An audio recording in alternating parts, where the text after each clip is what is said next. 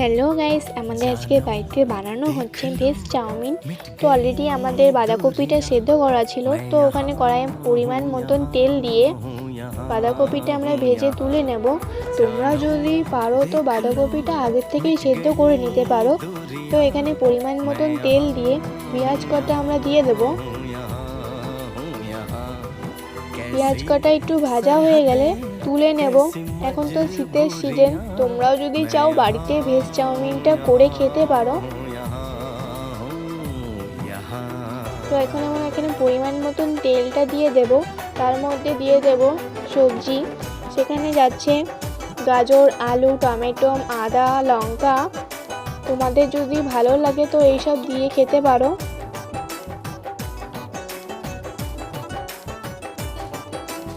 আমরা এখানে চিনি, হলুদ, নুনটা আগেই দিয়ে দিয়েছি, সেটা আমাদের দেখানো হয়নি, তোমরা পরিমাণ মতন দিয়ে দেবে। তো এখানে আমরা চাউমিনটা দিয়ে দিচ্ছি।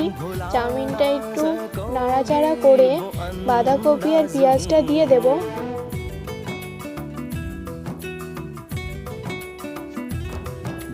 বাঁধাকপি পেঁয়াজটা দেওয়া হয়ে গেলে আমরা বাদাম কটা দিয়ে দেব। বাদাম কটা দেওয়ার পর আমরা একটু নাড়াচাড়া করে নেব। নাড়াচাড়া করার পর আমরা চাউ মশলাটা দিয়ে দেব। চাউ মশলাটা দেওয়ার পর যাচ্ছে পাস্তা মশলা। তোমরা চাইলে এখানে অন্য মশলা দিয়েও খেতে পারো। তো এখন আমরা এখানে নাড়াচাড়া করে নেব।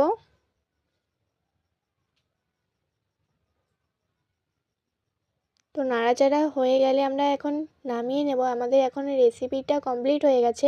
তোমরা দেখে বলো কেমন লাগছে। ভালো লাগলে নিশ্চয়ই কমেন্ট করো।